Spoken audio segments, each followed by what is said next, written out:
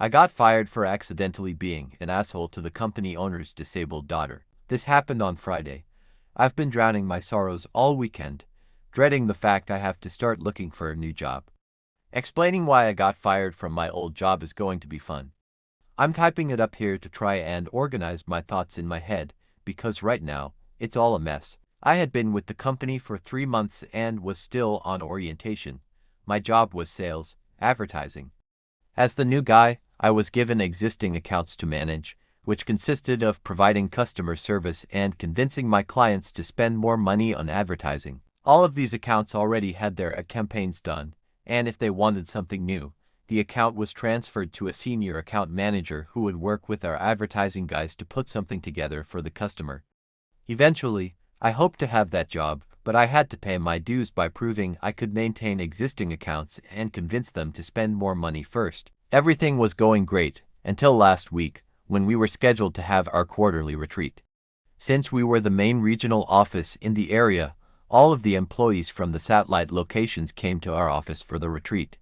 The owner of the company rarely visits our office. He's been overseeing the setup of a new satellite office for the last year, according to my coworkers. But he was there for the retreat, as was his disabled daughter, Amy, not her real name, for the sake of privacy. One of my coworkers told me Amy works at one of the satellite offices and I probably wouldn't have much interaction with her, but I should be nice. That seemed like a no-brainer. I'm nice to everyone, regardless. I won't claim to be an expert on Amy's disability, but it seemed like she had childlike mannerisms and struggled with expressing herself. She also had some problem with motor skills. I'll describe the only interaction I had with her prior to the incident. I went to refill my coffee and Amy was in front of me, getting her coffee. I watched her struggle with getting condiments added and putting the lid on, so I politely asked if she needed any help. She thanked me, said she did, and let me finish making it. While I was making it, she said she hated coffee, but her dad made her drink it because she had to in a loud voice always alert. I smiled, said that was definitely important, and handed her the cup. She thanked me again and went back to the office her dad was using, where she had been most of the day. I felt like I had been a good Samaritan and went on my way. Most of the retreat is team-building exercises. Prior to the incident, Amy only participated in the puzzle race, where groups put puzzles together without the box art to see which team can finish faster. Amy wasn't in my group, so I didn't have any interaction with her there. Neither of our teams won. The big event, and the one that everyone seemed the most excited for, was the last activity of the day. Our boss gave us a list of potential clients. We were supposed to select 3 as a group and put together something to attract the customer. We were told we would be judged on our creativity. My group explained that we could do pictures, slogans, jingles, whatever we wanted. Each person expected to work on one individually, then work with their group to polish it up before it was presented to everyone. It was kind of a big deal because at previous retreats, there would be clients on the list the owner was already close to bringing on board, and if you impressed the owner, you might just land that account. I went with the jingle, rhymed a few words, and recorded it. It was silly but fit the brand. My group gave me some pointers, we made some improvements, and I recorded the final product for submission. I helped my team with their projects until it was time to turn everything in. After everything was turned in, we gathered in the big conference room to critique each other. The owner went through them one by one. If it was a picture or storyboard, he'd put it up, read it, and we'd make comments, good or bad. There were some that were great, which drew a lot of compliments, and some that were really bad, which we laughed about as a group. You could tell the senior account managers didn't care much about the exercise or put much effort into their pitches. Nobody seemed to get upset or offended, regardless of the feedback. When my jingle was played, it got a lot of comments, not all of them good, and I took the feedback with a smile. After getting my feedback, I felt a little more comfortable about sharing my thoughts on other presentations. I gave what I thought was valuable feedback to a few products, laughed at a couple others, and then a rather crude drawing was put up for the exact same company I had chosen. I immediately joked that, well, at least my jingle was better than that. Did a 3-year-old draw it? And laughed to absolute silence. I was really confused because plenty of people had made jokes and everyone laughed. Instead, A few people looked at me like I was disgusting, and the owner said, "Well, if you don't have anything nice to say, keep it yourself, maybe?" Then my boss scooted down to where I was sitting and told me I needed to go to my desk, now. I noticed as I was gathering my things that the owner's daughter was red-faced and starting to tear up. The team building exercise was over for me. I went back to my desk and it began to sink in that the drawing must have been drawn by the owner's daughter. There was no warning or anything. The owner didn't reveal who put together what we were looking at until after a few critiques. Maybe I should have known. Everyone was joking and having fun up to that point. Someone else had a pretty bad drawing that got laughed at. Either way, I felt awful. As soon as the event was over, I approached my boss to apologize. He told me to wait for him in his office. Long story short, I was fired. My boss said since I was still on orientation, he had decided I wasn't a good fit for the company, so it was better to let me go now. He didn't outright say I was being fired for making fun of her drawing, but that's literally the only thing that I've ever gotten in trouble for. My work up until that point had been praised. I didn't get much time to process it because my boss had already called security, who showed up fairly quickly and escorted me to my desk to gather my things before escorting me out of the building. An hour later, I got a call from one of my former teammates, who asked if I wanted to join the team for a drink one last time. They needed it after the retreat, and felt bad that they didn't warn me. I wasn't feeling up for it, but I wanted to try and make sense of the whole situation, so I went to the bar. In the back of my mind, I was thinking that since I'm about to start looking for a new job, a few references from former coworkers wouldn't be bad since I definitely won't be getting one from my boss or the owner of the company after everything that happened. The team explained that Amy comes to all of these retreats, and she always does some crude drawing like that. Everyone just sort of knows to say nice things about it, and move on. One of my teammates said that once you've seen one of her drawings, you know what to look for. Well, I didn't, and nobody warned me. I started to get pretty upset that this was a known thing and everyone knew but me, but what could I do? I had already fucked up and it cost me my job. The team also shared more about Amy. Apparently she works at one of the satellite offices but doesn't really do anything. The people in charge of the office try to come up with stuff for her to do because she gets upset when she's bored.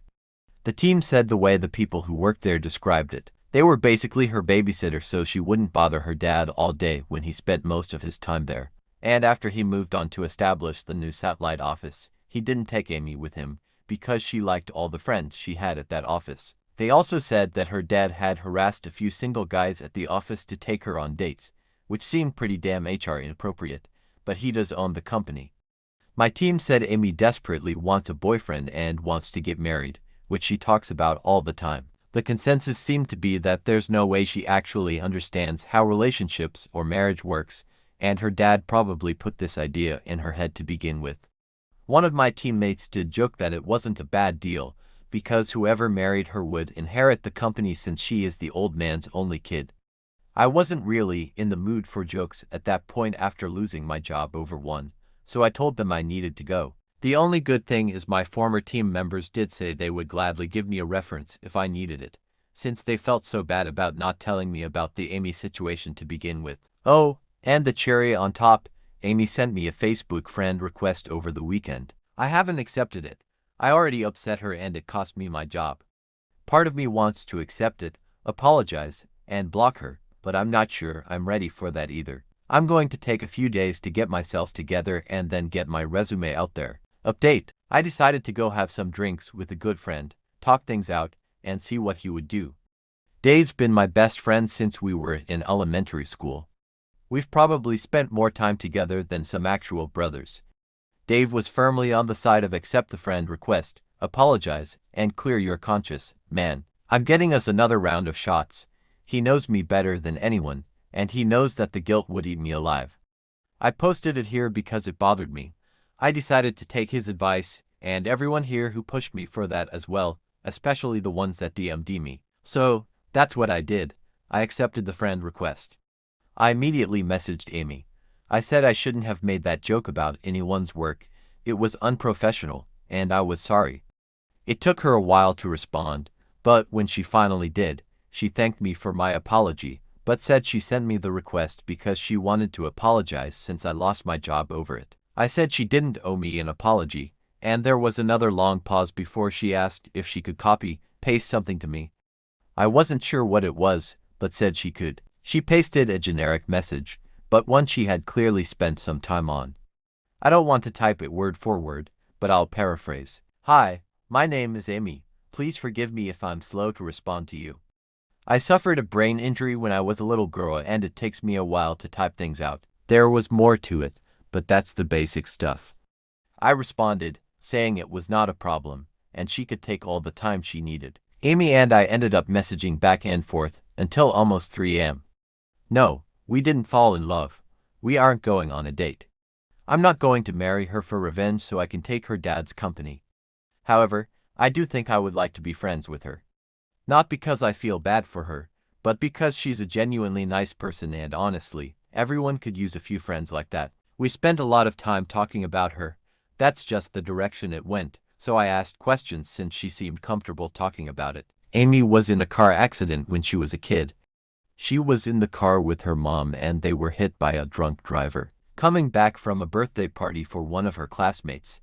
Her mom didn't make it, and Amy suffered a brain injury that impacts her motor skills, because it makes it difficult for her to speak and do simple things like getting dressed, making coffee, etc. People assume she's mentally challenged. She was put in special ed because of it, but worked really hard and graduated from high school.